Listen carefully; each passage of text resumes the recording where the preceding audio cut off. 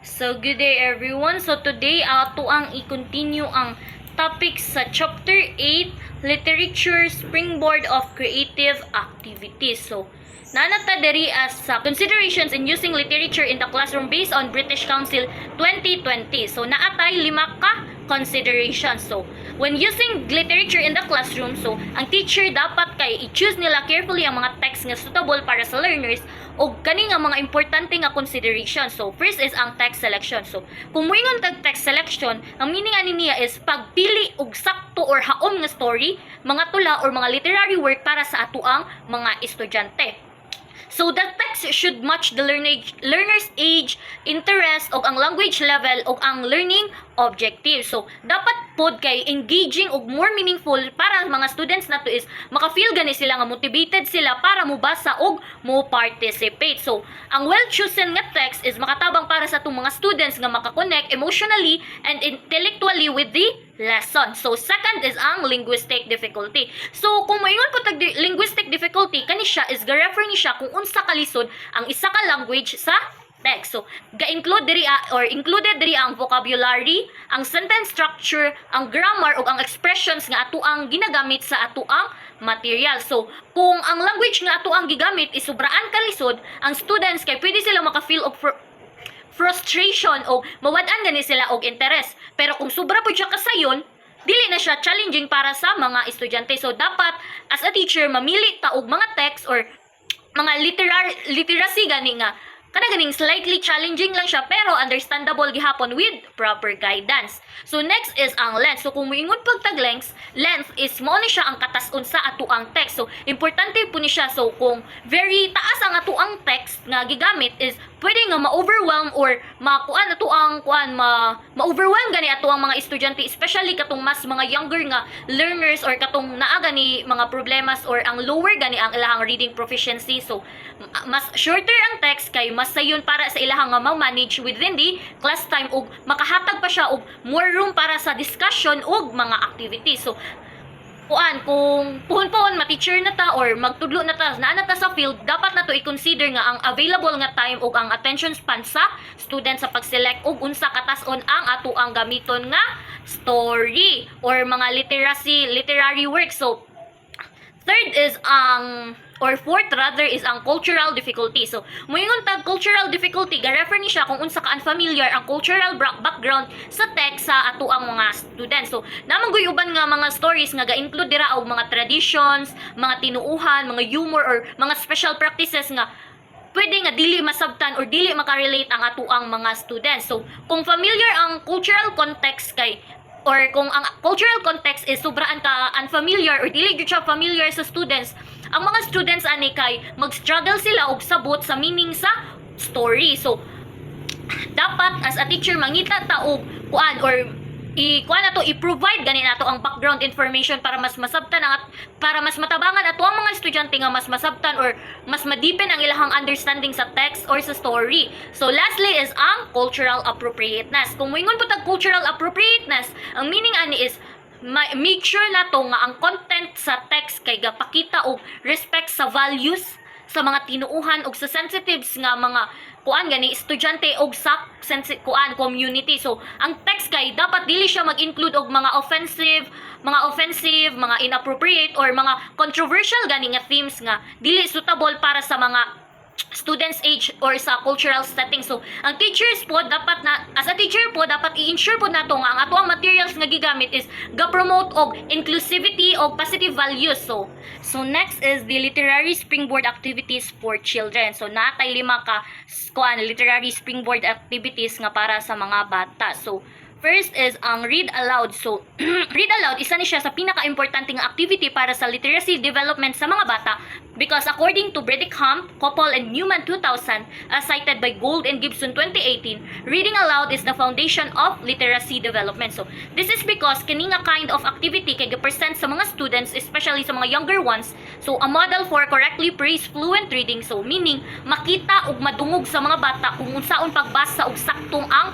pronunciation nga gamiton, sakto ang pacing, ug sakto ang expression. So, technically speaking, reading aloud also shows the learners the relationship between the printed word and the meaning nga makita sa ilahang gibasa. Dili lang kay words lang siya kung dili na apoy understanding nga kauban. So kung mag-read aloud ang teacher, madungog sa mga bata ang sakto nga pronunciation nga naay proper nga pacing og expressive nga reading. So importante pod nga ang teacher mag-model unsaon pag-think while gabasa. So mao ni siya ang ginatawag nga think aloud strategy. So diriya is ang teacher mo share sa iyang thoughts, sa mga questions ug mga connections about sa story. So for example, kung ang story is about sa legend sa pineapple, so pwede magsugod ang teacher og inganan ni, a pineapple is a common fruit here in our country.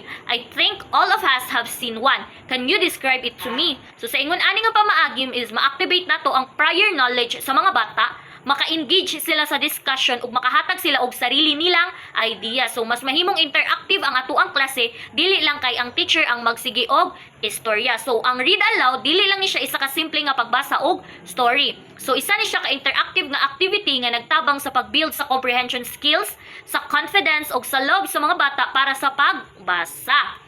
So, ikaduha is ang plain nga storytelling. So, kung moingon tag plain nga storytelling, isa gihapon ni siya ka-effective nga classroom nga strategy sa sulod nga sa classroom, kay dili lang ni siya isa ka simple nga pag-istorya og story, but it also helps in developing different skills sa mga bata. So, according to Catala, Theon, Gillis, and Halen 2017, sa tanang activities nga maka-develop og social skills o creativity sa young students, storytelling is the most effective. So meaning, pinaagi sa pag-storytell nato sa mga bata, mas makakatun sila unsaon pag-express sa ilahang feelings, unsaon pagpaminaw sa uban, ug unsaon pag-imagine sa nagkandaiya-iya nga mga situation. So Iza and Mutiarani 2015 also explained nga ang storytelling is gatabang siya sa ato ang mga learners nga mas ma-develop ang both oral and written language skills. So sa laktod pa nga istorya nga makatabang ni sa pag-improve sa speaking, oral, ug sa pagsulat sa mga bata. So madugangan pud ang ilahang vocabulary ug mas ma-practice gani nila ang proper nga paggamit sa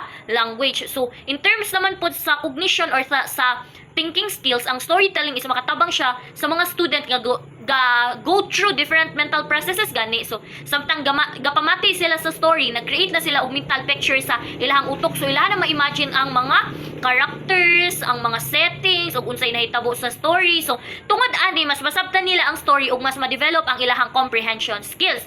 So para sad mas mahimong effective ang storytelling, na ay suggested structure si Jones 2012. So first is ang abstract. So kaning abstract is diri ang introduction.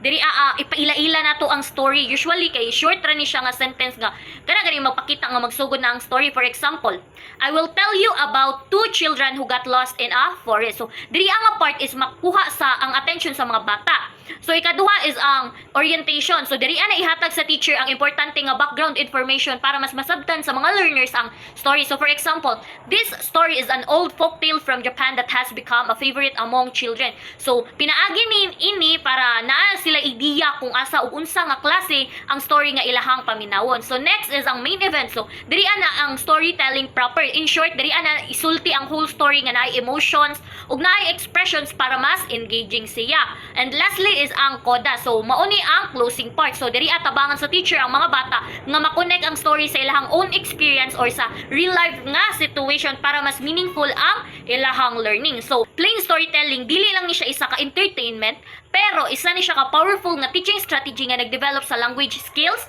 sa thinking skills, sa creativity ug sa social skills sa mga bata in a fun and engaging way.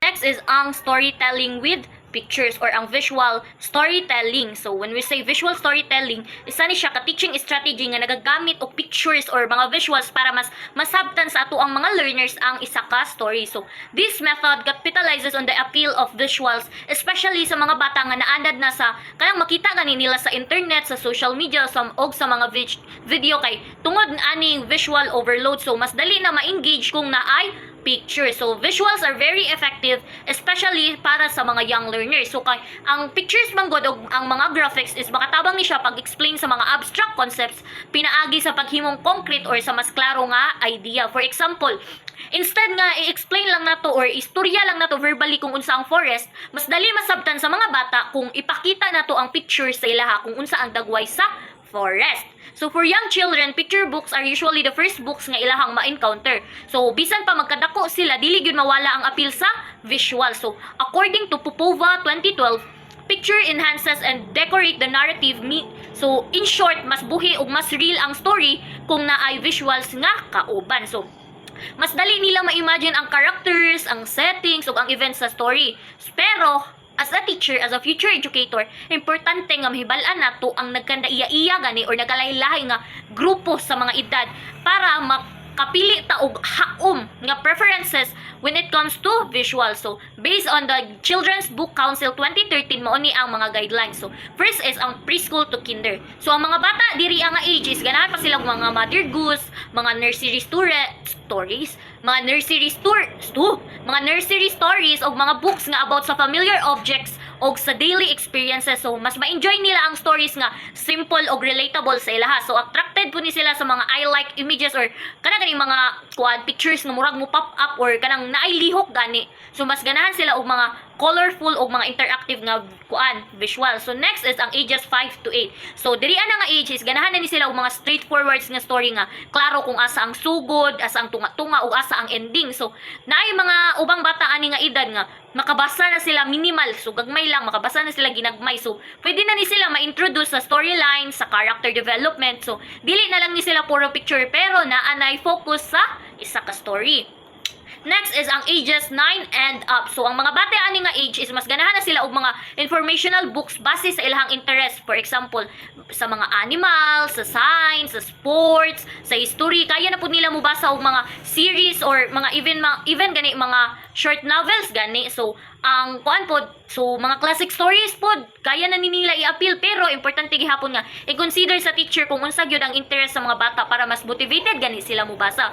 So in short, ang storytelling with picture kay isa ka powerful strategy mga makatabang sa mga bata nga ma-improve ang ilang comprehension, ang ilang imagination ug ang engagement nila as mga learners. So kinahanglan sakto ang pagpili sa mga visuals depende sa edad ug sa interest sa mga bata para mas mahimong effective ang ilahang learning experiences.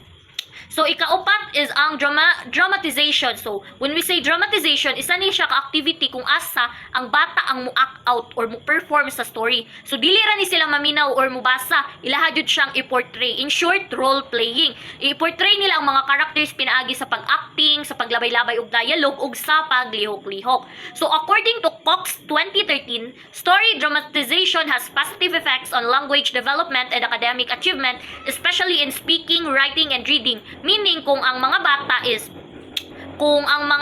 is gakuan gani nagdrama gani or nag-role play kay mas ma-improve ang ilahang speaking skills kay mag-practice sila og mga dialogue. So makatabang po ni sa ilahang writing skills kay mas masabtan man nila ang flow sa story og mas sa reading naman is ma-develop ang ilahang comprehension kay kinahanglan man nila sabton jud ang flow sa story. So even Jean Piaget explained that learners achieve language development in 3 stages. Una is pinaagi sa actual nga experiences with action or movement. Pananglitan kung ang bata naka-experience gyud og mga situation, so mas dali niya masabtan. Ikaduha is pinaagi sa dramatic reliving of the experience. Meaning kung ilaha bang i-act out ang experience or ang story, mas madipen ang ilahang understanding. Ikatulo and lastly is ang pinaagi sa words nga ga-represent sa schema verbally.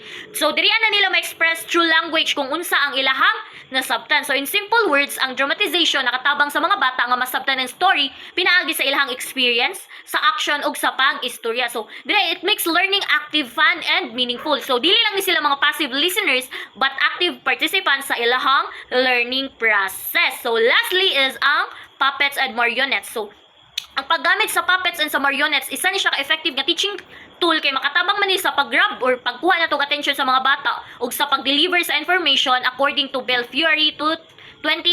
So naa siya mga stages. So first is ang kindergarten. So diri para sa mga bata sa kindergarten, simple ug effective ang puppets para maghatag og lessons. Kung i-combine sa play-based learning, so mas dali ma-retain ang ilahang knowledge. So pwede po gamiton sa mga bata ang puppets para mag-share o mag-retell sa ilang na-observe o natunan sa story or sa activities. So next is ang primary school students. So para sa mga primary students, nakatabang ang puppets sa oral o language skills. So pwede nila ipakita sa teacher ang sakto nga enunciation o pronunciation gamit ang mga puppet. So, ang mga bata nga shy or mahadlok mo, istorya sa atubangan sa klase kay pwede nila gamiton ang puppet para musulti. O so, kanaon nila puppet, kontrolo nila puppet para masulti ang ilahang mga feeling. So, pinaagi ani is ma-develop ang ilahang confidence sa pag-istorya sa kuan atubangan sa mga classmates nila or ang ilang public speaking skills. So lastly is ang older grade level. So diri para sa mga older children, mas profound na ang effects sa puppetry. So ang mga puppets is makatabang na nga express ang mga sensitive nga topics or mga lisod istoryahan directly sama sa bullying, sa abuse, sa differences sa physical or cultural. So, ang mga puppet is mahimo na siyang outlet para sa mga bata nga mas ma-project or ma-share ilahang feelings sa safe o healthy nga pamaagi. So, in short, kung moingon tag puppets and marionettes, dili lang ni siya for entertainment or para sa lingaw-lingaw. Mao ni siya, isa ni siya ka versatile nga tool nga makatabang sa learning, sa communication o sa emotional expression sa mga bata, depende sa ilahang age o sa ilang developmental level. Thank you.